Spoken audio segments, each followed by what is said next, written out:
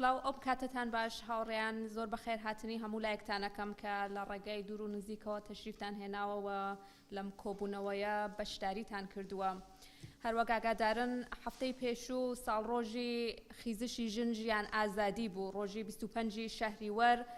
ساڵڕۆژی خەباتێک بوو کە لە یەک ساڵی ڕابردوو ژنان و جوانان و مردمی مبارزی ئێران یەک پارچە عەلەیهی ئەو ستەم و نابەرابەریەی کە لە ناو کۆمەڵگەی ئێران هەیە ڕژانە سەر شەقام و مبارزەیان کرد. جا بۆیە هەر بۆ ڕێزگرتن لەو ساڵیادە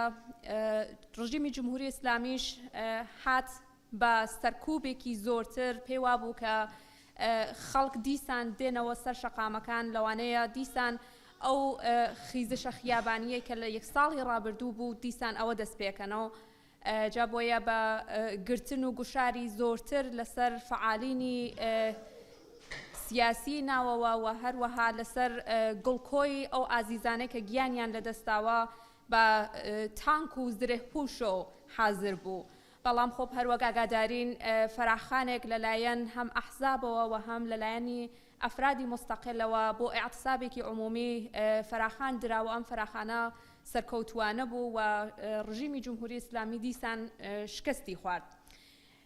جا بۆیە هەر بۆ ڕێزگرتن لەم ساڵیادە و هەروەها بۆ تاوتێکردنی باسی زیاتر لە ڕابطە لەگەڵ شۆڕشی ژن ژیان ئازادی لە دەرەوەی وڵاتیش کۆڕ و کۆبوونەوەهای زۆر گیراوە و ئەمشەو ئێمەش لە شاری کۆڵن داوامان لە هاوڕێی خۆشەویست ئامینە کاکەباوە ئەندامی پێشووی پارلەمانی سوئێد کردووە کە بۆ باسی زیاتر لەسەر شۆڕشی ژن ژیان ئازادی و هەروەها پلاتفۆرمێکیان ئیمزا کردووە کە لە ڕابطە لەگەڵ حەق و حقوقی ژنانەوە هەیە زیاتر لەم بابەتەوە بۆمان بدوێت. هیوادارم تا کۆتایی ئەم بەرنامەیە لەگەڵمان بن، هەروەها هاوڕێ وریاش لەگەڵمانە بۆ هاوڕێیانەی کە بە زمانی کوردی متوەجێ نابن بە زمانی ئالمانی تەرجمەی دەکاتەوە. ڕیزی بەرنامەکەمان بەو جۆرە دەست پێکەین. هاوڕێمان کاک شاهۆ پارچە موزیکێک بۆ یادی ئەو هاوڕێیانەی کە گیانیان لە یەک ساڵی ئەخیر لەدەستاوە پێشکەش ئەکات. فەرموون کاک شاهۆ.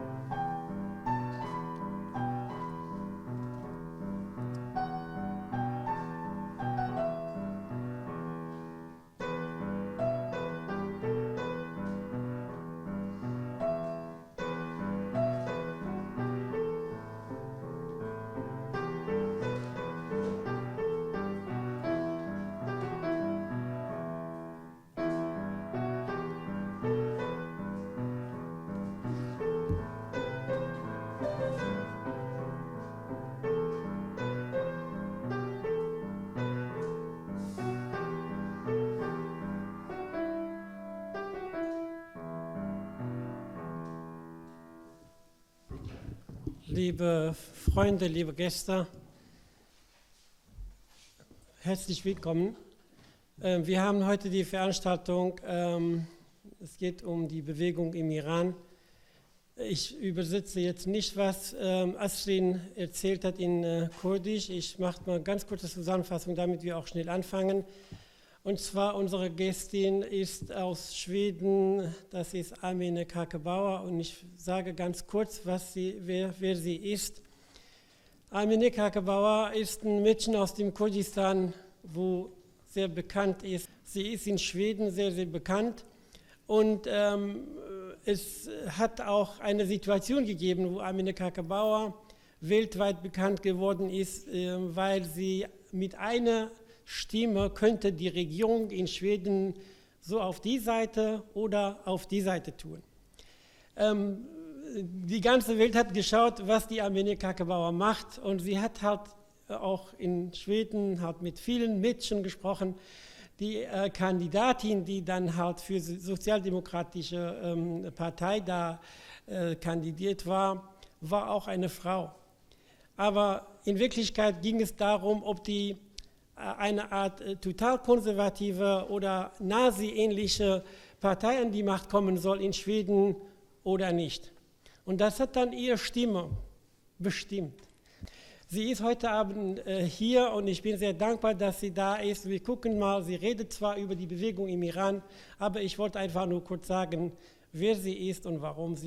wir sie eingeladen haben. Herzlich willkommen, Arminia Kakebauer. فرمودید. ئێوارەتان باش بەڕێزان بەشدار بووان زۆر خۆشحاڵم کە لەگەڵتانم جارێکی تریش لێرە بووم لە مانگی مەیدا و ئەمڕۆکەش کە ئەم هەفتەیە یەک ساڵ بەسەرەچێ لەسەر شۆڕشی ژنجیان ئازادی و شۆڕشێک کە سەرچاوەکەی و جریخەکەی لە کوردستانەوە دەستی پێکرد و لە شاری سەقز کە شارێکە منطقەی خۆم من لەو منتیقەش بووم لەدایک و هەمیشە ئاڵێم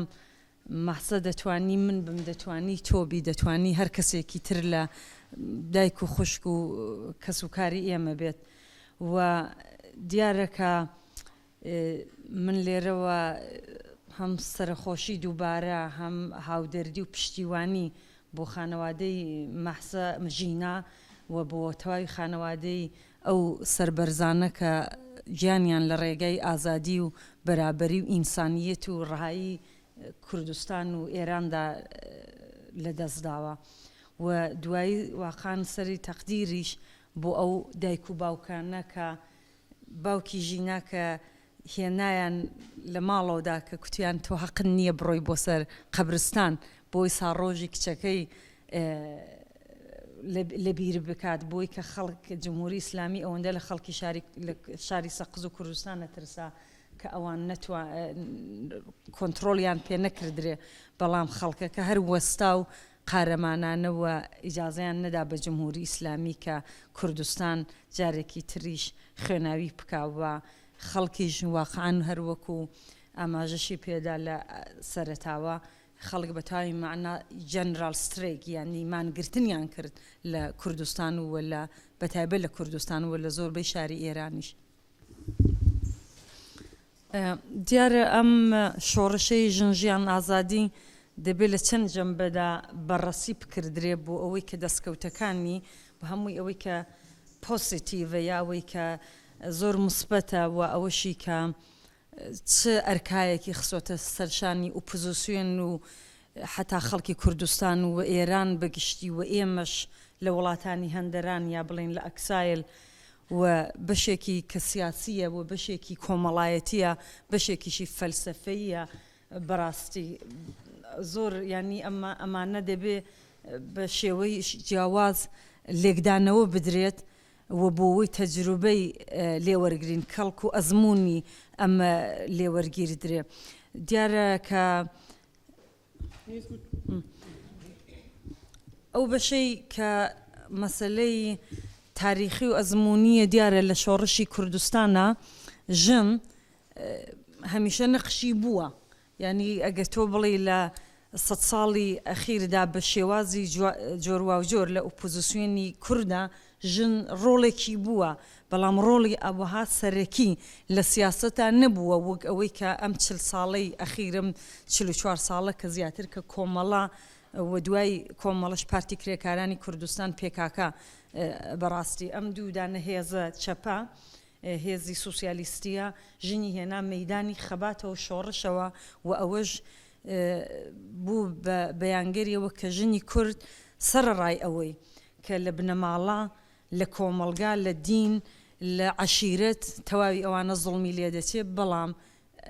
نەیتوانیوە پیاو مەزنی یا مار سالاری پیاو سالاری نەیتوانیوە مەسەبیش نەیتوانیوە ئەو ژن لێرە بێدەنگ بکات و داوای مافی خۆی کردووە و ئیدامەشیەدا. دیارە شۆڕشی ژنان لە کوردستانە لە هەموو بەشەکانیدا کە تۆ بێنی چاوی لێ بکەی لە شێوەی فقط چەکداربوون و مسلح هێزی مسلحی پێشمەرگە و گریلان نەماوەتەوە، بەڵکێ ئەوە لە شۆڕشی باش کوردستانی ڕۆژاوا نیشانیدا کە کوردی ئازادی خواست فرسەتی ببێ دێنێ وڵاتی دموکراسی دروزەکە. ئەوە لەوێکانەی پێژێ معلوم بوو کە ژنی کورد دەتوانێت هێزی هەم چەکداری ببێ هەم هێزی سەڤیلی ببێت. دیارە ئێمە ئەو هەڵکەوتە ئەو فرسەتە لە کوردستانی باشوور هەڵکەوت، بەڵام بەداخەوە ژن ڕۆڵێکی وهای نەبوو و ئەگەر ئینسان بەڕەسی بکە ناتوانانی شۆڕشی ژن ژیان ئازادی بەڕەسی باقیەکی کوردستانەکانی ژنەکەی بۆ ئەوەی کە بێنی هەڵسەنگاندنێک بکەی لەوێدا بۆ مەسەرەن لە بەشێکیدا کە دیکتاتۆریەتی کۆماری ئیسلامی ئەو لای داعش و بەشارە ئەم لای ئێران و فاشیستی جەندر ئاپارتایەت یا بڵێن ئاپارتایەتی جنسیە، بەڵام ژن هەڵەستێ قژی دەبڕێ لەچکیدا ئەکەنێ دەبێتە سیمبولێک بۆ شۆڕشێکی مەزنتر فقط لەهی ژنان، مەزنتر فقط لەهی کوردستان، دەچێتە بەلوچستان و دەچێتە باقیەکەی وڵاتان. حتا لە ڕۆژنامەیەکی سوێدا ناوی ئەکسپرێسە پێرەکە من نووسیم لە ساڵ ڕۆژی ژینە، وتم حتا گەورەترین سیاسەتمەدارانی ئوروپا لە دنیادا ناوی ژن ژیان ئازادی دەڵێن کە دروشمەکەی دیارە لە کوردستانی ئێراندا کوتراوەلی لە واقعیەتدا هینی گریلایە و لە باقیەکەی کوردستاندا وتراوە. هەر ئەو شۆڕشانەشە کە هەڵدەسەنگێنترێن لە وڵاتانە کە ئەوانە تەرۆریستن، بەڵام ناوەکەی دەڵێن ناوەرۆکەکەی حتا هێزی زۆر ناسیۆنالیستی کوردستان ئیسفادە ڕۆکە لە ژنان بۆ ئەوەی کە خۆی سەقامگیر بکە. یعنی ئەوانە هەم بەشی کۆمەڵایەتێکی سیاسیەکەی کە ئینسان دەبێ لێکی بداتەوە. فەرموو. باشوور منزوت عێراق بوو. باشوور. سپاس. جار بۆیە من بخۆم لە ئەم چەند ساڵی ئەخیردا کە زۆربەی دەباتم لە پارلەمان کردو لە وڵاتانی ترکتومە کە ئاڵوگۆڕێکی ئەساسی و سەرەکی لە ڕۆژهەڵاتی ناوین و بەتایبەت لە ئێران و لە کوردستان بێت واقعاً ژن دەیکا و سەرچاوەکەشی لە کوردستانەوە دێ نیشانیدا لە ڕۆژاوا واقعیت بوو نیوەی کوبانی نیوەی زیاتری کە دەسەڵاتی ژنی یی پێژێ نەبووایە کە خەباتی کرد نەدەکردرا. شۆڕشی ژن ژیان ئازادی هەر لەوەوە کە سەرچاوەشی گەرهاتە کوردستانی ئێران زەمینەکەی بوو کە کوتم کۆمەڵە بووە، ناتوانانی بەرچاوێکی من لە سێکتاریستی حیزبی ئەسڵەن نیم، بەڵام واقعیەتە. من بۆ خۆم ئێستا شەر ئفتخارەکەم بە ئەوەی کە بووم لە ئەوەڵەوە کە ئەم ژنانەش ئەمڕۆکە بوون بە ڕەهبەری. ئێمە ئەو وەختە پێشمەرگە بوون، ئێستا ئەوانە ڕەهبەرن. دەزانی ئەوە زۆر گرینگە کە ئێمە دەبێ زۆر بە سەربەرزیشەوە باسیکەین. جریانی ناسیۆنالیست لە قسەکانی ئاخرمدا باسم کرد، ئەرێ زۆربەی جریانانە پیان وا بوو ئاڵای کوردستان فقط ئەوانن، نەیانزانی با بە ژنی کوردستان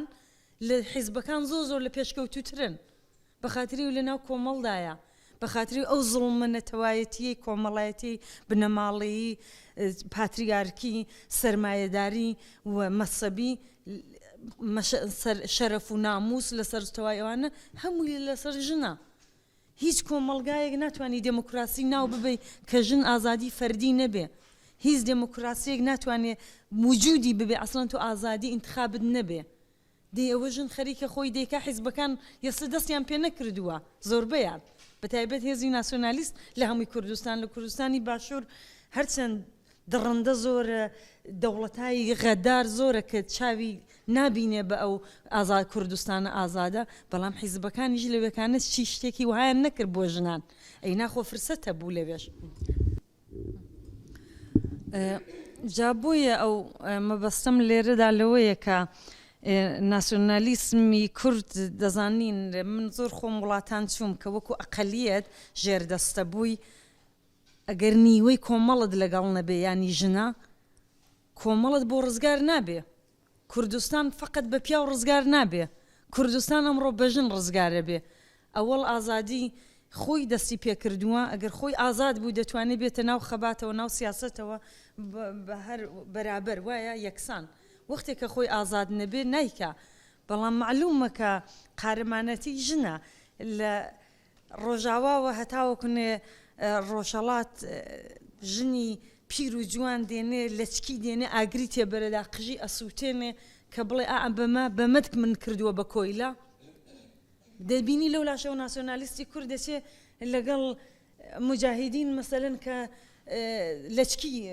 بۆتە سیمبولی سیاسەتەکەی دێنێ دەڵێ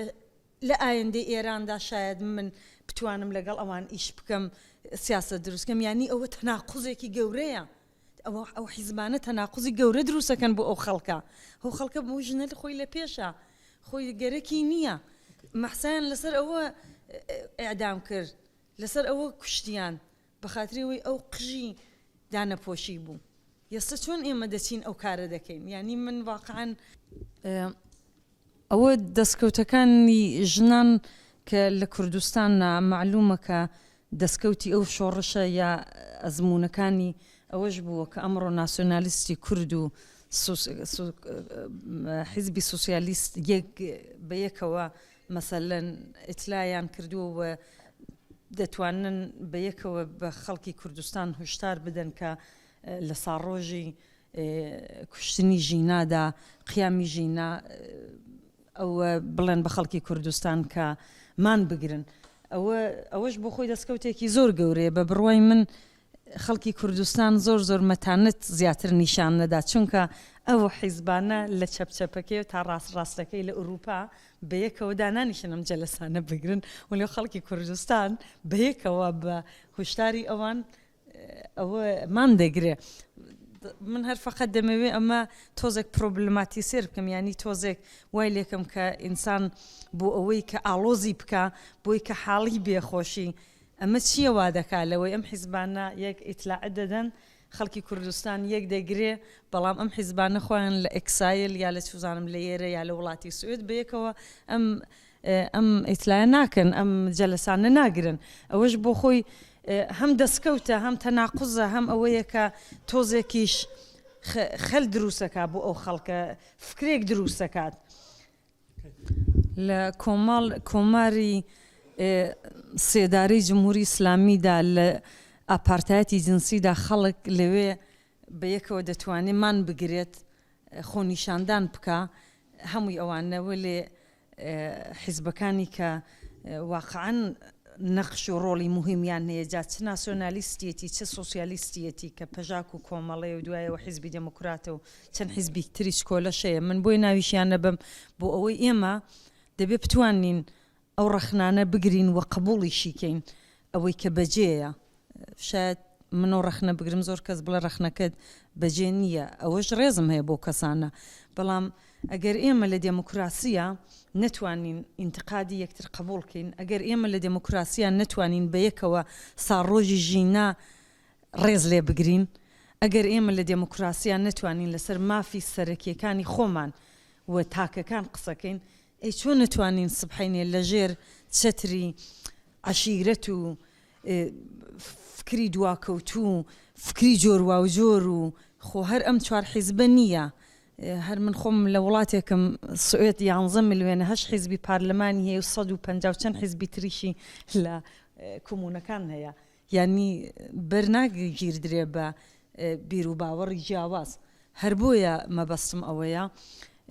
ئێمەش کە ئەم بەحسانە دەکەین و ئێمەش کە خۆمان بە مدافعی ئازادی خوازی و دموکراسی و سربەخۆیی یا فێدرالی کوردستان و ئازادی خەڵکی کوردستان ئازادی ژنان تەواوی ئەوان بزانین و دەبێ خۆشمان واقعاً بتوانین ئەو یەکگرتووە لە مەسلحەتێکدا ئەوە بکەین کە هەر ئەوەی ئەم وڵاتە ئوروپایانە کە لەژێر چەتری سەرمایەداریشدا توانیویانە دموکراسیەکی بۆ وڵاتی خۆیان دروستکەن کە ئێمەمانان لێی دەژین وایە بەڕێزان هەن کە ڕەخنەیان هەیە من بۆ بەحسی حیزبەکان و مەسەلەی ژنان و سیاسەت تێکەڵەکەم من دەمەوێت بە ئەوانە بڵێم هیچی تێنەگەیشتون ئەگەوا بێ لەسەر مەسەلەی بەرابەری و ئازادی بۆ مەسەلەی ژن سیاسی نییە ئەی ئێمە چمان کردووە تا ئێستا ئەی بۆ وەختێکە ژنیان دەوێ پەرچەمی ژن ژیان ئازادی و ڕقسی کوردی و توزانم هەموو شتێک بە ژنان دەکەن و وەختێکە بەحسەکە دەیانەوێ بڵێن ئەتۆ حیث حەقت نییە چونکە ژنان مەسەلەی ژنان شتێکی ژنانەیە مەسەلەی فێمینیستی شتێکی سیاسیە ئەسڵ مەسەلەی بەرابەری و دێموکراسیە کە نیوەی کۆمەڵت لە سیاسەتان نەبوو نیوەی کۆمەڵ لە دەسەڵاتان نەبوو نیوەی کۆمەڵ نەبوو بە دادستان و نەبوو بە ڕەهبەر و نەبوو بە عزوی پارلەمان و ڕیسی پارلەمان و ڕیسی دادگا و ڕیسی شرکت ڕیسی حیزبەکان ئەی ینی چی ینی بۆ دەتانەوێ بە من بڵێن کە زۆر جار بە منەڵێن چونکە من زیاتر ئەو بەحسە سیاسیان ناکەم زۆر کەسی تریژەیکە بەڵام من ڕەخنەکان دەگرم بە خاتری خۆم مەزانم لە سیاسەتی ئەم وڵاتانەدا بووم زۆر دۆستانەش بە خاتریەوەی بووم مهمە ئەی لەوێ هەستاوم ڕۆژی شەوی جومعەیەک دێم بۆ ئێرە بۆ ئەوەی بووم مهمە کە ئەو دەنگە بێت کە ئێمە بتوانین لێرە کۆنسەنسوسێک دروستکەین و ئەوەش قبولکەین کە مەسەلەی ژن مەسەلەی خودی ژن خۆی نییە خۆ هەر ئەو فەلسەفەیە ئەوە پارۆل نییە ئەوە سلۆگان نییە ژن ژیان ئازادی ینی بەبێ ژن نەژیان هەیە بەبێ ژیان ژن نییە و ئازادی ژنیە بەبێ ژن وایە ژن و ژینگە و ژیان واقعاً ئەوەیە ئەسڵەن ڕەبتی دەچێتە پەرسپەکتیڤێکی فەلسەفەیەکی دوورتر لەوەش بە خاترەوەی ژینگەش بەشێک لە ژیانە یعنی ئەوە زۆر گرینگە بوو ئەوەی تۆ بێنی ئەو فەلسەفەیە بە یەکەوە گرێ بدەی و بیشیکەی دروست مەسەلە هەر مەسەلەی ژینگەش مەسەلێکی سیاسیە خۆ تۆ گەر سیاسەت مەدارت بێنێ هەر ژینگەکەت بۆ پشێوێنێ و ئەوە بکە ئینسان نتوانێت لەسەر سەرزەمینی خۆی ژیان بکە ئەوە شەر سیاسیە جا ئەگەر ژنیش دەسەڵاتی نەبێت هەر زۆر خراپتر هەر دیکتاتوریە و تەواو. Also es ist ja so, dass viele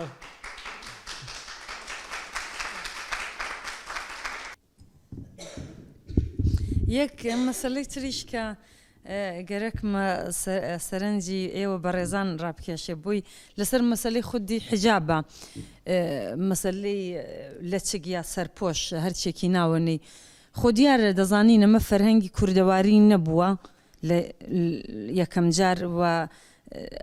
ئەوە نەبووە بەڵام ئەگەر تۆ بینی حتا ئەو لێکدانەوە شکەی ژنی کورد جیاوازیەکەی لەگەڵ ژنانی باقی ئێران مەسەن لە تاران و تەورێز و ئیسفەهان و ئەوان خۆیان کچی زۆر جوان و نەوجەوان دێن فیلم لە خۆیان نەگرن و قسە و باسی خۆیان نەکەن و دایانێن بەڵام بە هەموویەوە دەدانە ژنی کوردمان نەدیوەوە بکە ئەوەش با پێتان بێژم نەک وەکو ئەوەی کە ڕەخنە بگرم لە ئەوەی کە کوڕ ئەو کارە دەکا خراپە من هاوڕێیان مەبەستم ئەوەیە کە ئێمە خەریکین تۆزێک خۆڵ لە چاوی خەڵکەکەین دەڵێن نا مەسەلەی حجاب مهم نییە لە کوردستان بەڵام ئەگەر حجابەکە دەکا بە جامانە و لیباسە ژنانە دەکا بە کاو پاتۆڵ ئەو وەختە دەڵێن ژن قارەمانە ئاخە بۆ من قارەمان نیم ئەگەر ئەو جلەم پۆشم و قژیشم هینکەم و بیشی بڕم و بێم لەسەر ئەوە کە وەکو یەکدان ئەسلحە وایە ئێستا بۆ ئازادی شۆڕشی ژن ژیان ئازادی بۆ ئەوە نەبێ بۆ لە تاران قبوڵی یەکەن ئەگەر لە چکە گرنگ نییە بۆ دێنی جامانەکە یەک شتیش بڵم لە پەرانتسا من نەزانم ئەو جامانەیە و کە ئەوە شینی فەلەستینە و هی خۆشمان نییە سیمبولی شۆڕشگێرانەیە دەزانم ئەو ڕۆحیە وەختی خۆی منیش ئەوەم لەسەر کردووە یا لە ملم کردووە لە جێگەی ئەوە ناڵێم نەکردرێ بەڵام دەڵێم دوای 40 ساڵ لە شۆڕژ ناتوانێت ئێمە بباتەوە بۆ دواوە دەزانن من مەبەستم ئەوەیە دەبێت ئێمە بڵین ئەرێ لە کوردستانی باشوور ینی کوردستانی عێراق بەداخێکی زۆرەوە ڕۆژی حجاب و حجاب فستیڤاڵی داناوە ئەی ئەو کورد نییە بۆ بە من دەڵێنەوە هینی کورد نییە بۆ واقعیەتە زۆربەی چەندانە لە خوشک و لە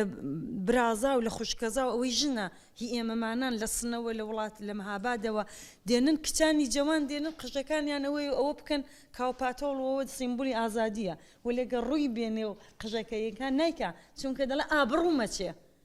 ئەگەر لە جمهوری ئیسلامیش نەترسێ ئەگەر جمهوریش نەدەڵێ ئابڕوومت برد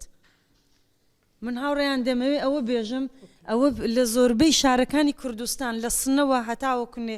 سەردەشت و ئەوە هەیە ئەگەر حتا مەسلەی حجابیش دیارە ژینایان لەسەر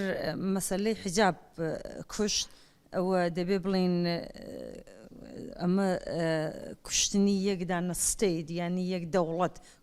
کوشتنی دەوڵەتی ژینە دەبێ هیچ ناوێکی تری نییە بەغێرەز ئەوە دیارەکە لەسەر لە حیجابەوە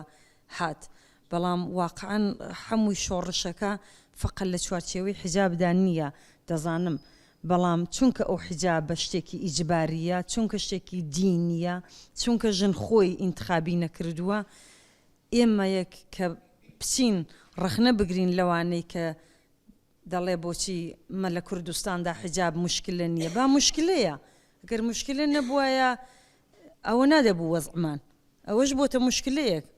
و مشکلەیەکی کۆمەڵایەتی ئێستا سیاسیشە بە خاطری دەوڵەتیە وایە مەسەب هەمیشە دەوڵەت و سیاسیە ئیدی خۆ بۆ ئەوەن دەبێنین چکۆلێکینەوە بڵێن مەسەلە نییە وەختێک تۆ ئەگەر ڕووپۆشن نەبێ عەیبی ئەگەرە تۆ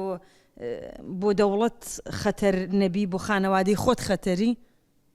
ئەو جەنبە کۆمەڵایەتی دەبێ باسی لێ بکەین بۆی کە سبحینە نەچینەوە چوارچێوەی کوردستانی باشوور کە لەوێکانە بێن سەرمایە لەسەر وجودی ژن بکەن ینی دیسانەوە خەرید و فرۆشی پێ بکەن دەزانی چ خەباتێک کردراوە بۆ ئەوەی کە ژن بۆ ڕزگاری خۆی لە ڕۆژهەڵاتی ناوین وێستەکانە دێن لەسەر ژنان ئەوەی کە عقیدەی بە مەسەلەی ژن نییە ژن ژیان ئازادیە لێ دەکاتە پەرچەمی خۆی ئەوەشی کە خەریکە قەت بۆی مەسەلە نەبووە دیکا بە مەسەلەی خۆی بە خاتری ئەوەی دەوڵەتی تورکیە و ئێران لەسەر کوردستانی باشوور زۆر تەسیریان هەیە لەکوێوە دەچێ بۆی دەزانی حەساسترین شت وجودی ژنە لە کۆمەڵگای کوردەواری و عەشیرەتی و ئەوەدا دەیدێنێ مەسەب وا لەیەکە کە وجود و لەشی ژنەکات بە کالا بەسەری دەکاتە شتێکی سیاسی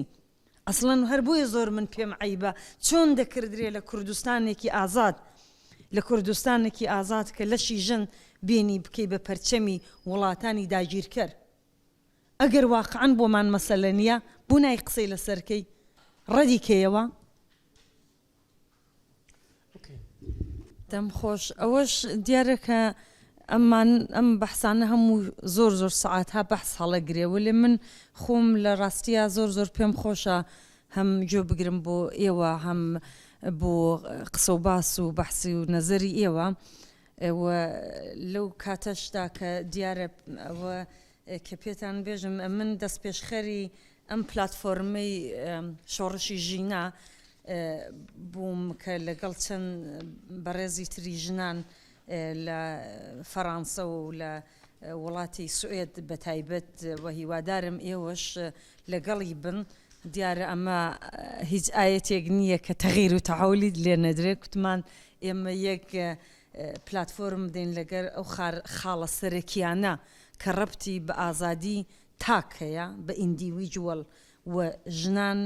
بە تایبەت و مناڵان تایبەترین چونکە ئەوەی لە وڵاتانی ئێمەدا ئەرزشی نەبووە مەسلەی مناڵ و LGDP و مەسلەی ژنان و ئازادیەکانی زۆر بەدیهی کە لە ئەم وڵاتانە نازانم لە وڵاتی ئاڵمانی ئێوە لێ لە وڵاتی من ئەمانە نزیکی 40-50 ساڵە ئەسڵەن قانونی ناونەتەوەی بەر ئەساسی ئەوەشە و ئێمە حتا لێرە دەڵێن نەتەوەی ئێران دەبێ لە یەکەم هەنگاودا ڕزگار بێ و کوردستانیش لەژێر چەتری هیچ دەوڵەتێکی حاکمدا ئەگەر ئەو دەوڵەتە قانونی ئەساسیەکەی بەر ئەساسی دموکراسی و بەر ئەساسی قانونی بینەلملەلی نەبێت کە ئازادی تاک و ئازادی ژنان و ئازادی ئەقەلیەتەکان یعنی کورد خۆی بتوانێت بڕیار بدا وەکو ئەم وڵاتەی ئاڵمان دەیەوێ ببێ بە ئەیالات دەیەوێ ببێت بە سەر بەخۆ یا هەر نوعێک دیارە بڕێک زۆر لە حیزبە سیاسیەکان ئەمە پرۆگرسیڤترە وەێ ئەوە بۆ معنانی ئێمە هیچ پرۆگرامێک نییە من خۆ مەزانم قانون ئەوەی کە لە پارلەماندا دەبێت شت تەسویب ببێ پارلەمانیش کەسانی یەوێ کە ئاگا و ژیر بێ لە وڵاتێکی ئازادی خوازدا ئەمە بۆ داهاتووی کوردستانە ئەم شتانەی کە زۆر زۆر بەدیهین دەتوانن بیخوێنەوە هەر کەسێکیش گەرەکیەتی پێم بێژن دوایی بۆتانە نێرم و ناویشتان نتوانن لە پشتی ببێ و ئەمە بۆ حیزبێک نییە هیوادارم داهاتی کوردستان داوا ببێ حیزبی ژنانی فەمینیست و سوسیالیست دروست بێ منیشێک بخۆم لەوانم لەگەڵ یە بم چونکە واقعان ژنی کورد پیاوی کوردیش ئەوەی کە شۆڕژگێرە زۆر پیاویش لەگەڵمانن لە کۆمەڵە و لە پارتەکانی تری سوسیالیستی کوردستاندا نیشانی داوە کە هی ئێرانیش کە ژن بەتەنیان نییە بەڵام بۆ ئەوەی کە واقعان لە کۆمەلگای ڕۆژهەڵات لازمیەتی ئەوەش ئایندەیە کە پێم وان نییە زۆر زۆر دوور بێ کە ژن بتوانێت حیزبی خۆشی ببێ ئەگەر بە مافەکانی خۆی نەگەی لە حیزبەکانە دیارە ئەم شتەش بێژم کە ئەمە بۆ ژنی ئوروپا نییە بۆ ئێمە نییە لە ئوروپا ئەمە بۆ ئایندەی کوردستانە ئێرانیش ئەوە دەبێ لە چەندانە خاڵدا نووسیمانە کە ئامانجی سەرەکیمان چییە ئامانجی دووەم و ئامانجی نەهایی دەتوانن بیخوێنەوە حتمما بە زبانەکانی تریش ئەگەر هەر کەسێ ئاڵمانی باشە زانێ و لەگەڵ کوردی بیکات تەرجمەی بکات زۆر زۆر باشە چونکە زۆربەی جوانەکان ئاڵمانی چاکترە زانن زبانی وڵاتەکەی خۆیان تا زبانی کوردی بۆ خوێندنەوە ئەوەش هیچ مشکل نییە بە بڕوای من جا لەبەر ئەوەیە دەتوانی هەر کەسێ سوعالی ببێ پرسیاری ببێ ڕەخنەی ببێ بەسەر چاو بەڵام پێم وابێ شۆڕشی ژن ژیان ئازادی تەنها نابێت لە چوارچێوەیەکدا بمێنێتەوە کە ئێمە بخاتەوە بۆ 40 ساڵ لەوە بەر ئێمەی بەرەو پێش بردووە و ئێمەش لێرەوە دەبێ ئەم شۆڕشە بەرەو پێش ببین لە ناو خۆمانە و دوایش بتوانین لە ئایندەی وڵاتەکەمان و بەرحاڵ دیارە هەمومان بۆمان مهمە هەمومان کوردستان و ئێرانمان بۆ مهمە هەر چوار پارچەکەی کوردستانیشمان بۆ مهمە و دەزانین کە لە جێگەیەکی ئەو ئازادیە بێ تەسیریە بێ چاوکە ڕۆژاوە چ تەسیرێکی بوو لەسەر ڕۆحی تاومان لەسەر ڕۆحی تاومان واقعاً وای کرد کە کوردی بوژاندەوە خەباتی بوژاندەوە شۆڕشی ژنی بوژاندەوە سپاس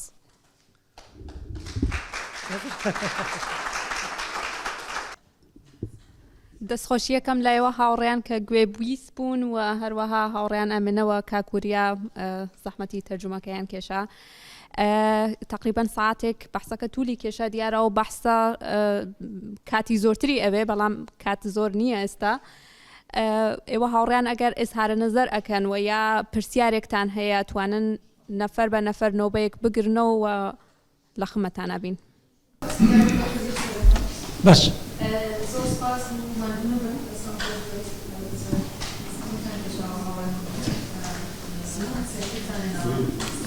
زۆر خوشحاڵ کە دیسان لێرە دیسان بینەوە زۆر سپاس بۆ باسەکان دیارە باسێکی گرنگتان هێنا پێشێک لە دەتوانم بڵێم وەکو حاڵەتێکی کابۆیان لێ کردووە خۆیدا کابۆ نییە دیارە مەسەلەی کورد لە زۆر شت پێک دێت مەسەلەی بەتەواوەتیە زمانە لیباسە وڵاتەکەیەتی کە چوار پارچەیە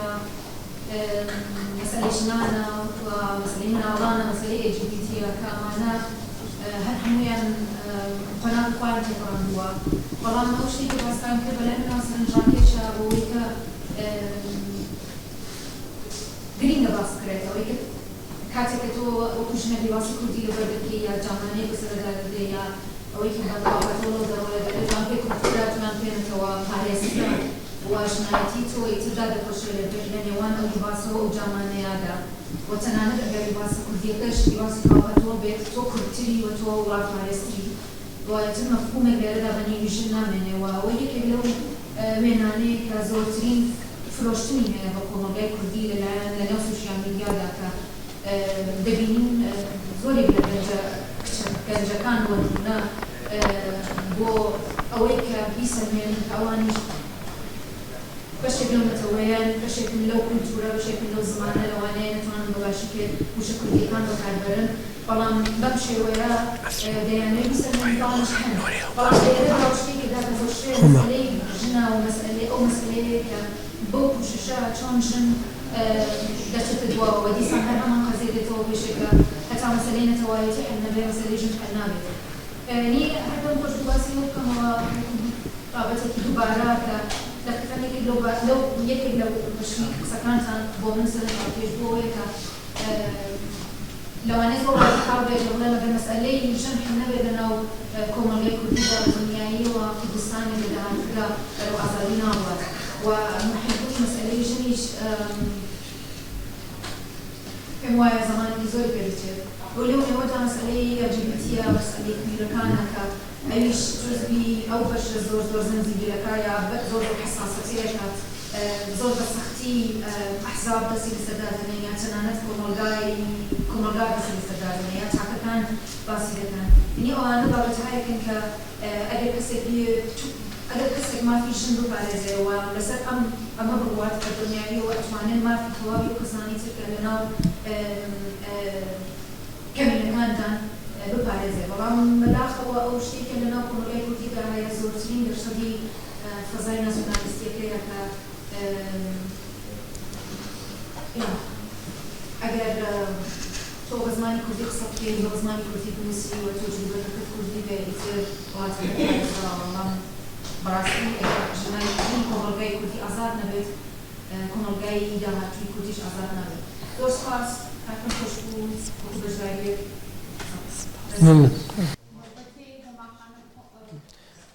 خیلی خوشحالم می‌بینم که شما امشب اینجا حضور دارید. من کارهای شما رو از طریق خواهرم که توی سوئد زندگی میکنه خیلی دنبال کردم و توی به وجود اومدن شما هیچ نقشی نداشتم ولی افتخار میکنم که زنی که از سرزمین کردستان از سرزمین ایران و منطقه خاورمیانه میتونه اینقدر تاثیرگذار باشه. شما راجع به دنیا آمدن شعار زن زندگی آزادی صحبت کردید. من خواستم اشاره کنم که جنبش زنان بسیار قدیمی‌تر از جنبش فمینیستی و یک جنبش علیه بردگی زنان داره و صدها ساله که ادامه داره ولی شعار زن زندگی آزادی رو عبدالله اوجالا توی نوشته‌هاش برای اولین بار اونجا به دنیا آمده و توی ترکیه زیاد نگرفت و در روجاوا و کوبانه اونجا بود که خیلی پوپولارتر شد و توی ایران هم که دیگه جهانی شد. این هستش که من خواستم اشاره کنم که جنبش زنان از هندوراس یک جنبش جهانی هست. هندوراس، هند، پاکستان، منطقه ما و سراسر جهان. من خیلی خوشحالم که شما اعلام میکنید که خب اعلام شده ولی احزاب چپ ایرانی تا همین اخیراً مسئله زنان رو یک جنبش سیاسی نمیدونستن و به خاطر همین به هیچ نپرداختن. جنبش سیاسی، جنبش زنان همونجوری که شما اشاره میکنید یکی از سیاسی ترین مسائل و فقط هم مربوط به زنان نمیشه. به مسئله خشونت علیه زنان، مسئله فرهنگی اشاره کردیم، به مسئله در کردستان و یا در ایران و در منطقه اشاره کردیم. ما در آلمان داریم دوست عزیز. ما در آلمان خشونت خانگی علیه زنان داریم. من 25 ساله توی خانه زنان مستقلتون کار میکنم. امکان نداره که ما دوره‌ای نباشه که دو تا زن کرد نداشته باشه. ما مسئله فرهنگی داریم، ما مسئله سیاسی، فرهنگی، اجتماعی، اقتصادی داریم. مسئله زنان یک بند توی قطعنامه‌ها نیست. مسئله زنان اگر می‌خوایم جامعه رو تغییر بدیم، مسئله زنان باید از اون ریشه باهاش برخورد بشه. وقتی زنی حرف میزنه، وقتی زنی نظر میده، اینجوری نیستش که مثلا خب حالا دیگه یه چیزی و می‌بینیم که داره جهان رو تغییر میده. متاسفانه به نظر من شعار زن زندگی آزادی همینطور اروپا نرسیده، به احزاب ما و به ما در خارج از کشور نرسیده. توی ایران می‌دونن یعنی چی، برای اینکه روزانه مبارزه کردن، 44 سال دارن مبارزه میکنن و برای همین هستش که فقط زنان نیستن که توی خیابان زن زندگی آزادی رو شعار میدن. من گوشام باور نمی‌کرد وقتی که 144 تا شهر رو دهکده و شهر بزرگ زن زندگی آزادی میدادن و فقط هم زنان نبودن که شعار رو میدادن. دوستان عزیز، علیه ختنه جنسی زنان، علیه خشونت خانگی، علیه خشونت دختر بچه‌ها، علیه اینکه لباسش چی بپوشن، اینکه ازدواج اجباری بکنن، اینها نه در منطقه بلکه در اروپا اتفاق میفته و من امیدوارم که ما این مسئله رو جدی بگیریم و بیشتر از یک فرد توی قطعنامه‌ها باشه. أري فقط أجر كومنتكي زور سباس ممنون هما خانم جان و هوري جان زور وايا أجر كتابكي من لوي بألماني خوم هلا سروا نوسيوما هلا ولاتي سويت زور قتلي ناموسي هيا ك أويك بياوجن كوجيت صالة شانزة دانا للسويت فقط لو السويد كلها ونزيكي حوتا هجدا نقتلي ناموسيش أكردري أوش ككرد وعرب وتركو أو أوانيك لولاتا هنديو يعني هر فقط مسلمانية منظور مويا قتلي ناموسي لبيني زور وداهيا يعني بداخو وايا أو مسألة شتكي جهانية باترياركي خشونتكي جهانية و بويا إما كللاي ولاتي إما قانونية كتولجنا كدبدي كتجاوزي بيبكي وبوي إما دبي لمولاتنا أو فير بين كناوانية أو لشو بدني جنيش هر أو حقوق هر أو أرزشي أجر زورترنا بكم تريجنية لهر إنسان كيتر يعني هر بويا أو زور جرينجا كإما بيجين وفيري دەزانم زۆر بەی ژنی کوردستان زۆر ئاگاهەیە ئێران بەڵام زۆر ژنی شەیە دەڵێ ئاخر مێردەکەم وا ئەڵێ ئاخر دینەکە وا دەڵێ ئاخر قانونەکە وا دەڵێ هەر بۆیە پلاتفۆرمەیە مەژڕووی لەوانەیە ئاگاگەری یەکەم هەنگاوی یەکەم دەبێ ئاگا بکەیەوە ژن لەسەر وجود و لەشی خۆی لەسەر سیاسەتی کە لەشی ژن بۆتە سیاسی بەخاتری ئەوەی دای دەپۆشێ حجابی ئیسلامی حجابی سیاسیە تۆ لەوە بگرە هەتا زۆر شتیتر بۆی زۆر گرینگە کە ئەوانە بکوترێ شاید بۆ زۆر کەس بەدیهی بێ بەڵام بۆ ئێمە کە نیوەی کۆمەڵین بەدیهی نییە و جوزئی نییە زۆر شتی سەرەکیە کاک برایم بوو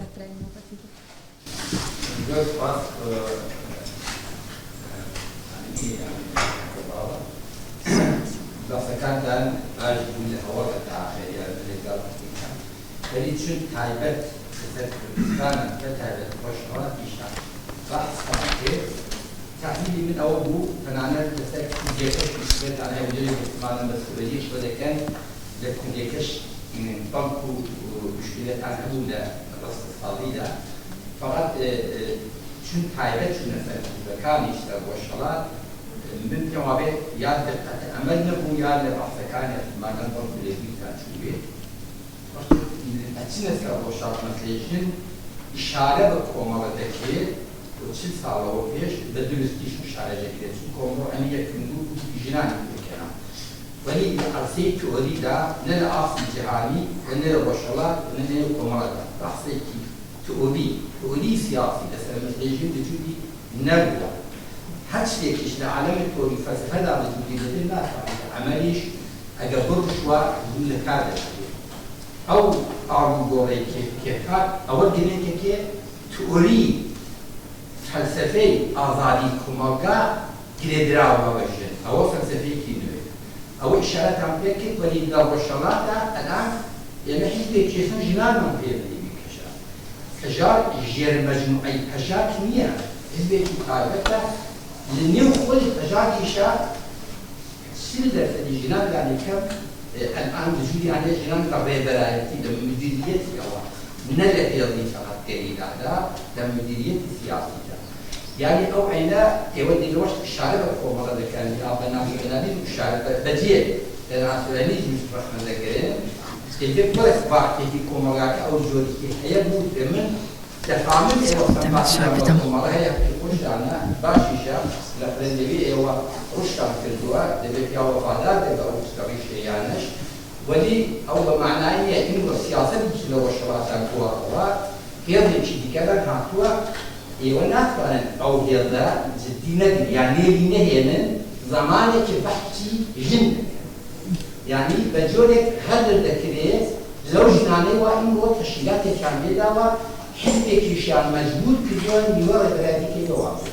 ئەوە تەکاملی لوزە کۆمەڵی ئەگەر کۆمەڵای ڕیشەداوین ئەمە تەکاملی ئەوەیە ئێوە ڕیشەکەی شارە دەکەن تەکاملەکەی ئیمڕۆ ڕۆژهەڵاتە نێو پەژاو و تەژارە هەیە دەبێت ئیشارەیەکی بکرایە من فەقەت ئەقرارم کرد ئەو کەمبوونە هەیە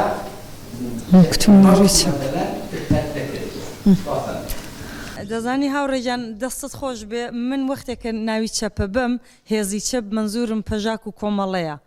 و حتا لە باکووریش کتومە کە ئەوەی پێگەوی پێژێ و هیچ کەسێ بەقەد من ئەوەندە ئەوە نەبووە کە بێژم لایەکیان بێڵم ئەوە زۆر سەرکەوتوانەیە ئەو لایتر بڵێم ئەوە نا من پێم وابێ لە تەرازدا دایخەی وایە من ئەزمموی خۆم بەو جریانەوە گرێداوە کە ناوم برکە کۆمەڵەیە بەڵام معلومە خۆتەنا کۆمەڵە نییە کۆمەڵەش خۆ بەتەنیا و کاری نەکردووە کۆمەلگای لەگەڵ بووە کۆمەلگاژ لەگەڵ ئەو نەبوو وەختی خۆی وابوو ئیتر من وەختێش 5-6 ساڵە بووم لە مزگەوت شانۆ هەبوو من بە قژی ئەوە هەروەکوی لەرە دانیشتم دەچوون لە مزگەوت لەگەڵ دایک و کەسوکان شانۆی بوو کەسیش لە منبەرەکە دانیشتبوون کەسیش حجابی نەبوو واقعە دەوەیە و من قسەی نزیکی 40 ساڵەوە بەرەکەم کە من خۆم 6 ساڵە بووم و یا 7 ساڵ 8 ساڵ بووم یەستەکانە وایە ڕێزم زۆر هەیە لە کۆمەڵەوە هەتا پەژاک و دێموکرات و هەموو حیزبەکانی کوردستان و لە یەک واقعیەت هەیە لە تەواوی ئەم شۆڕشی ژنجیان ئازادی دەیان حیزبەکانی چەپ و حیزبەکانی ڕاستیش دەباتیان داناوە باوەڕ بکە لە هەمووی دەباتەکان دەدانی پیاوە یەکدانەیە دوی ژنە هەمووی ئەوشی دکتۆرن دەبێت حتمما تۆ دکتۆر بی بێنی قسەکەی ئەو هەموو ژنە لە ناو حیزبی پەژاکدا هەیە لە کۆمەڵەدا هەیە لە دێموکراتدا هەیە بە نودرەت دەیان بینی خۆ هەرەوە نییە کە تۆ بێنی یەستەکانە بڵێ ئەوەندە ژنم لەوێدا هەیە مهمەوەیە کە ئەو ژنە وەختێکە دابەشی قودرەت کرا لە بنەماڵی خۆی و لە هاوڕێیان با پێتان بڵێ من سیاست ئاوا بینم ئەگەر تۆ لە ئاشپەزخانەکەی خۆت و لە متبەقەکەی خۆت بەرابەر نەبووی 100 ساڵ ئەوە ئازادی بڵێ و شعار بە و پەرچەم بێنە و تیۆریدا ڕێژە خەڵک جێگەی باوەڕ نییە بووی من ئەو ئینتقادەم گرتووە لە حیزبی خۆمی تێدام لە زۆربەی ئەوانشەوە کە نزیکیانم یا ئەوەی کە ناسیۆنالیستە هەر خۆشمەوێن بەڵام ئایدۆلۆژی جیاوازمان هەیە ئێمە دەبێەوە قوبڵگن وەختێ منەڵم بارەی چەپ ینی چەپی هەم کوردستان هەم ئێران لێش پەژاک بەرەی چەپە واقعان لەگەڵ کۆمەڵ لە یەک تەرازایە لەسەر مەسەلەی ژن و بەرابەری بەڵام لە وەختێکە دێن قساکەن دەیان کۆڕ و کۆمەڵ دانرا لە خودی ستۆکۆڵم و سوئێد ناڵێم 8 دانە پیا و 2 دانە ژن ئەویش دەبێت دکتۆر بی جا ناوەکەت ژن دەنووسن لە یەتۆبوری دایان نا یەک ژنیتیان نەبوو لە کۆمەڵە و لە پەژاک و لە هەمویان بوون یەک ژن لە دەبات خۆ ناڵێم پیاو نەبێ قسە بکە ئەسڵەن مەبەستم ئەوە نییە بەڵام ئەگەر باوەڕت بە ژنە بیەنە بەری مەیدان بێنە با ببێتە ڕاهبەری ئەو خەڵکە با 4 گوێ قسەی بۆ بکەن قەیناکە دوو ئیشت باشەکە قەیناکە ئامینە هەموو وشەکانی کوردی نازانم بە خااتری ئەوەی زمانی سوێدیم خوێندووە عیلم و هەمووی ئەوە فەلسەفە زمانی کوردیم نەخوێندووە مادەریە ئەوە زۆر ناخرە ڕخنەم لێ گیرا قەیناکە بەجێ ڕەخنەکەت زۆر سپاسیشت دەکەم بۆ ئەوەی کە وتت بۆ لێ واقعان من ئەوە بۆەوە نییە کە دیفاع لە خۆم بکەم لە دیفاعدا وە لێ واقعەتێکە کە تۆ بە زبانێک نەتخوێن سەختیشە کە بێنی زۆر وشە کە جەنابتان پێتان خۆشە گوێت بگرن نتوانم من بمبەخشە أنا خلاتني هواي لكم سباس لا يولا كم سيمينارا هواينا أما جب زور خالي جرين كيما الإقصاد ولا بزدا ربوية عميقة يمكن لو خالك زور سرجيني راششة هويك يما لهم سكان ولا سكان دا أما جب كيك خط كردستان بخصي حزب كان يأكلوا بخصي حزب كان مثل شخام بەڵام لەو بەرەوە کە ئێمە دەبینین پشتوڵایەکی یەکجار زۆر لە ناو حیزبەکاندا بەداخەوە تۆ دەبینی هەمویان بەجیا تەزاوات دەکەن و پێشاندا دەکەن وە بە تێعدادێکی زۆر کەمیشەوە ئەم خەڵکە بەشداری دەکات حتا ئەندامەکانی خۆشیان تێدا بەشداری ناکەن لێەوە بۆ پێشانەیاندانی مەبەستم وە دەبێت وڵام بۆچی ئەم حیزبانەی ئێمە ئەوانی هات لە جۆشتاوەوە بگرێت تا دەگاتە لە ژوورەکەی مەساو و لە ئاخریشدا نەک ئەو حیزبانە هیچ دەستکەوتێکیان بەدەست نەهێنا بگرە پاشەکشەیەکی زۆریان پێکرا بگرە خەریک چەک کران لە ڕووداکان دوور خرانەوە ئەمە کارەساتێکی مێژویە بۆ گەلی کورد یعنی ئێمە چاوەڕوانی ئەوە بووین کە ئێمە بچینەوە بۆ کوردستان لە یەک ساڵی ڕابردا شایدی کارسانان ئێمە بەرنامەیەکمان بەدەست بوو کە ویستمان کارێکی هونەری بکەین بۆ هونەرمەندەکان هەندێک لە هاوڕێیان وتیان نا دەڕۆینەوە بۆ کوردستان ئازاد ببێت بەڵام ئێستا دەبینی شۆڕشەکەمان زۆر پاشەکشەی کردەوە دا من پرسیارە کۆنکرێتەکەم لە هاوڕێیان ئەوەیە کە ئێوە لە دەرەوەی وڵات کار و کردەوەکانی حیزبەکان دەبینن ئێوە چیتان کردووە چی ئەکەن لەگەڵ ڕێکخراوە سیاسەکانی دەرەوەی وڵات یا ئەو پلاتفۆرمێک کە ئێوە داتان ناوە چەندێک ژن یا چەندێک لە ژنانی کوردستان یا بەگشتی هەموو شێگەری تێدایە کە ئاماژتان چیە دەتانەوێت چی بکەن دەتانەوێت ئەو بۆشایە پڕکەنەوە کە ئێستا حیزبەکانی ڕۆژهەڵات پاشەکشیان پێکراوە ئەو بۆشایە پڕکەنەوە کە لە دوا ڕۆژدا وەکو ژنانی ئاکتیڤ لە مەیدانەکەدا کە ئێوە خۆتانێکێک لەو کەسانن کە ناوتان هەبوو زۆردار شتێکتان کردووە دەنگانەوە ئێوە دەتوانن ئەو بۆشایە پڕکەنەوە کە لە دیدی منەوە ئێستا حیزبەکانی ڕۆژهەڵات چ لە دەرەوەی وڵات چ لە ناوخۆی وڵات ئەو وەزنە و توانایان نەماوە ئەمە زۆر ناخۆشە بۆ ئێمە وتنەکەی زۆر ناخۆشە بەڵام بەداخەوە ئەمە واقعیەتێکە و پاشەکشیان پێکراوە دەمبەست کراوە هێندێک لە حیزبەکان جیاکراوە ئاماژەت بە یەک دوو شتێکی کرد کە بەرزەکانی ڕۆژئاوای کوردستان ئێمە بینیمان لە ڕۆژئاوای کوردستان زۆر بتوانی مەسەلەی ژن بە دنیا ناسراوە شانازیمان کرد بەڵام لەوبەری باشووری کوردستان هەر بۆ خۆت باست کرد بەداخەوە دەیان جار مەجلیسی باڵاپۆشی مراسمی باڵاپۆشی هەزاران کچیان پێشکەشی کۆمەڵگا کردووە کە ئەمە ئازارێکی گەورەی بە خەڵکی کوردستان بەخشیوە لەو سەریشەوە دەبینی لە کوردستان بە هەزاران ڕۆڵە لە پێناو بە ئامانجگیاندنی مافەکانی ژن لە پێناو داخۆکیکردنی ژینای ئەمین و هەزاران ژینای ئەمین دیکە گیانیان بەخت دەکەن ئێوە ئەمن و خۆم چاوەڕوانی لە ئێوە هەیە کە پێم وایە دەتوانن کە لە داهاتوودا ئەو بۆشایە پڕ بکەنەوە و بە هاوکاری ژنانی شۆڕگەر دەستخۆشیانە دەکەم ئەمری سپاس دوای ئۆکێ نا بەڕۆحاتیش فەرموار Evalvaş guten Abend. Kurseki kurta. İro na mesel reaksiyon mesel tergera sivil ma aktivi. Hal rüşlat navin do hal Avrupa be. Ma aktivi çava gel rabu serviya şureşi ve kodan ekibike le Kürdistaneci le Birji be rengi sembol be ya be rengi şureşi be. Mesela şahane. Ve esbazın pırsıkım nerin ava şavaya devletin cihani, devletin Avrupa, dici gerek Avrupa'da tedgeri reaksiyonun var devlet şavane. Burada reaksiyonu var başvur, ne başın, besin reaksiyonu var hem böyle rejima İran'ın وكذا برجيمين روشات نابي تلقى وان شوية أزويك فاضل بسكن مقطوع صفتوش Ja, bitte. Meine Frage Danke. heute dir helfen. Dankeschön. Meine Frage ist eine Kurzfrage. Wir haben heute Abend viel über die Reaktion der Zivilbevölkerung gesprochen, sei es jetzt in Kurdistan, im Mittleren Osten oder hier in Europa. Meine Frage zielt ein bisschen auf die Perspektive bzw. die Reaktion der Staaten. Wir haben gesehen, dass viele Menschen auf die Straßen gehen, sei es in Europa symbolisch oder sei es im Mittleren Osten tatsächlich auch mit physischem Widerstand. Aber wie sind die Reaktionen der Staaten und wie ist die Einschätzung von Amine Kakabaveh, ob die Reaktion und die Verantwortung der Staaten, ob sie die zu Recht, ob sie die tragen oder nicht tragen, ob deren Reaktion und Antwort auf Widerstände gut sind, zu wenig sind, das wäre meine Frage und eine Einschätzung. گەلێ سپاس هەواڵجان سپاس بۆ هەردووکتان کاگرانجانش من لە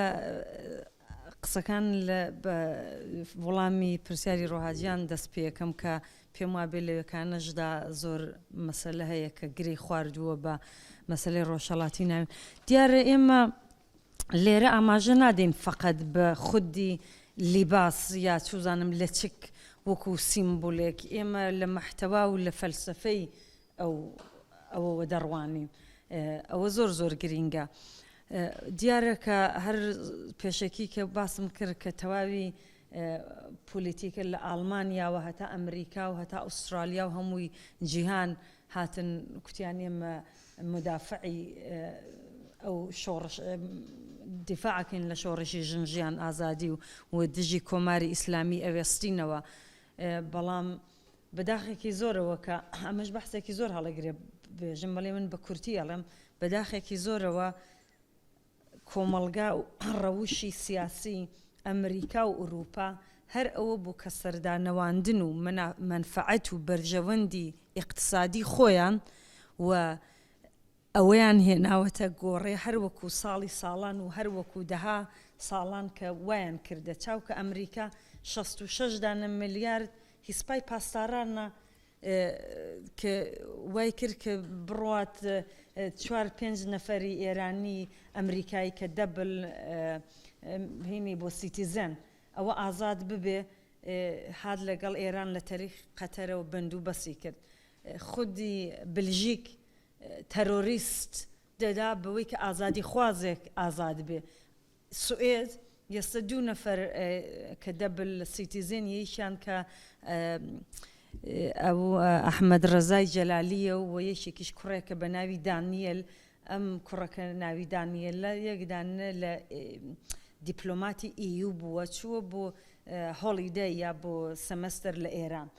لەوێکانە گرتویان ئێستا دەیانەوێ سوئێد حەمیدی نووری کە یەکدانە لەو کەسانەیە دەستی خوێناویە بە 5,000 ئینسانی سوسیالیست و کورد و چوزانم بەلوچ و حتا مجاهدین و هەمووی تێدا بوو کە لە هەشتاکان ئێستا قسە لەسەر ئەوەیە یا پوڵ بدات بە ئێران بۆەوەی ئەمە ڕزگارکە سوئێدیەکەی لە ئەوەڵیشەوە بۆ مهمە نک ئەو ئەحمەد ڕەزا جەلالی کە 7 ساڵی گیرا و 2 مناڵی لە ستۆکۆڵم هەیە لە ئێران بە تۆهمەتی ئەوەی کە لەگەڵ ئیسرائیل جاسووسە هیچیشی وانە بە زۆر ئێران ئەو خەڵکە دێنێتە سەر تەلەڤیزیۆن و هەتا حکمی ئەعدامیشیان پێداوە یعنی ئەو ڕژیمانە دەزانن بەڵام یەکدان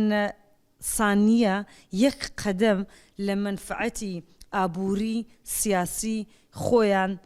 ئەسڵەن نەکشاونەتەوە بۆ مەسلەی هومانیسم بۆ مەسلەی خەڵکی ئێران ژنانی ئێران دێن هەر ڕۆژی شەممە 4,000 نەفەر جەم ببوو کە من خۆمیشێک لەوانە سخەنڕان بووم ڕاهبەری حیزبەکان هەمویان بوون کوتم ئەوە تا لە هیچ چەپچەپەکەیانەوە هەتاوەکردنی سوسیال دموکراتی و لیبرال درۆ دەکەن ئەگەر واقعەن ڕاستەکەن بۆ لە پارلەمان هیچ ناکەن ئەگەر واقعەن ڕاستەکەن بۆ لە فشار نایەنن لە هەمویان نوێنەریان هەیە لە ئەوروپای مشتەرەک ئەوروپا پارلەمان بۆ هیچ ناکەن بۆ نایەن ئێران بێن ژێر سوال بۆ ڕئیسی دەڕوا بۆ UN بۆ ئەسەمبلی لەوێ هەیە کە قسە دەکا و نزیکی 20 دقیقە دەڵێ ئەوروپا ئێوە چەند ژن کوژن ئێمە هەر هیچ ناکەین لە چاو ئێوە گوێی بۆ دەگرن آخر ڕئیسی بۆ خۆی هیچێک لە کۆمیسیۆنی کە ئینسانیان ئیعدام دەکرد وەکو حەمیدی نووری کە ئێستا لە زیندانی سوئێددایە ئەو هیچێک لەوانە بوو کە بۆ خۆی قانوندان بوو لە هینی تاران کە بۆ خۆی دادستان بوو ئەوەی دەکرد ئێستا لە UN پارەکەش لە UN بوو کە مەحسا ژینایان کوشت وەختێک ژینا کوژرا خۆی هات بۆ UN هیچی نەکرد هاتەوە خەڵکی قەتڵ و عام کرد ئەوەی وڵاتانی ئوروپا و ئەمریکا بۆیە من باوەڕم بەوانە نییە خەڵکی میلەتی ڕۆژهەڵاتی ناوین میلەتی کورد و ئێران بەهێزی خۆی دەبێ خۆی ڕزگارکە چاوی لە هیچ دەوڵەتێک نەبێت.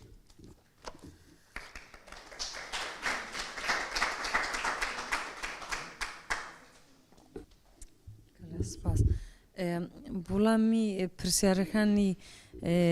کاگرنج دەم خۆش زۆر سپاس لە هەمووتان و ئەوەیە کە ئەو حیزبە سیاسیانی کوردستان هەمویان لە ڕاست و چەپ ناوی هەمویان نابم چونکە بۆی کە کەس ئەوە نەکەم کە بڵم من چەپ منزورم لە زۆربەی پەژاک و کۆمەڵە و جەریانی تری بچکتریشن. هیچ کەسێک ناتوانێت جێ پێگەی ئەوانە بگرێتەوە هەر کەسێک بۆ خۆی کە یەک مێژووی هەیە معلومە. بەڵام من پێم وابێ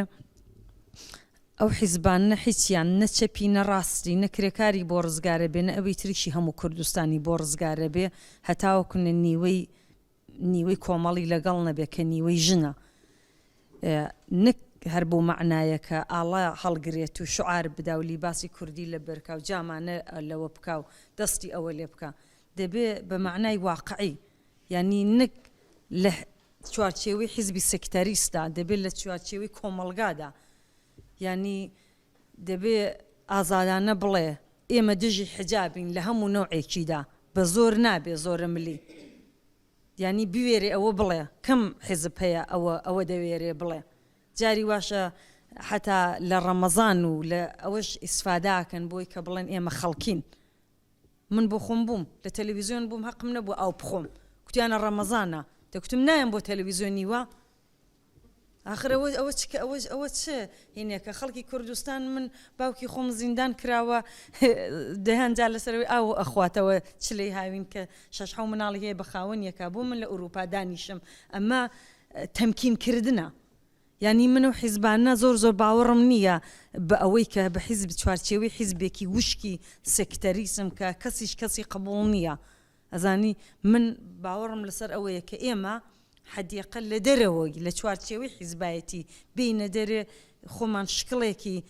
سڤیلدا کە هەر لە وەکو ئوروپا چیان کرد لە شۆڕشی سیمون دەبوارەوە هەتا کۆڵۆنتای و ڕۆسا لوکسامبورگی ئێوە لێرە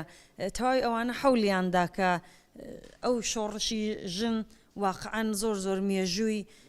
خەباتی فەلسەفەی زۆر گرینگە و ئەوەشە کە حیزبەکانی هێنا ڕێکی خستن کە واقعان قبوڵی بکەن یعنی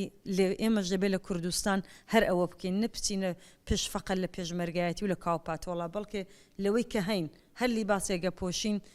دەبێت قبول کردرین و خۆشمان بسەلمێنین. ئەگەر کەس قسەی نییە من زۆر سپاسەکەم لە هاوڕێیان کە ئەم ڕێخستنیان کردەوە منیان داوت کرد و سپاس و ڕێزم هەیە بۆ ئێوە بەشدار بووان و سپاس بۆ نەزەرە جوانەکانتان معلومە کە ئەم بەحسە زۆر شت هەڵەگرێ و پلاتفۆرمە بخوێننەوە حتمما جەلسەی تر ئەبێت لە ئایندەدا و بە هیوای ئەوەی کە بەرحاڵ ئێمە کە دین بۆ ئەم جەلسانە و باوەڕمان بەوە هەیە بە یەکیشەوە بتوانین کە خەڵکی کوردستان انتظارمان هەیە ئەوان یەک بگرن ئێمەش هەر بەو شێوەیە خۆمان لێرە یەکگرتوو بین کە بتوانین جێگەی ئومیدێک بین بۆ ئەوەی کە دەنگیان بین ینی ئومید بە دەنگەکەیان ئەینا ئومید ئەوان شۆڕژەکەن ئەوان قیامەکەن ئەوان ڕەڤەلەشۆن دەکەن ئێمە فقط دەنگ ببین و بتوانین ئەو دەنگە نەخەوێ و ئەو دەنگەش پچڕ نەبێ جا دەنگی ژنانە دەنگی کوردە دەنگی ئازادی خوازە دەنگی ژینا و هەمووی ژیناکانە ئەبینن کە 600 ناوێک زیاترە کە لەو ڕێگەیەداوە هەزاران و دەیان هەزاری ئەوەندەیشش لەو 40 ساڵەدا لەو 44 ساڵەدا گیانیان بەخت کردووە. سپاس جارێکی تر مەمنون کاکە گیان بۆ تەرجمەی زۆر باشە و سپاس بۆ تۆش خانم گیان سپاس لە هەمووتان قوربان.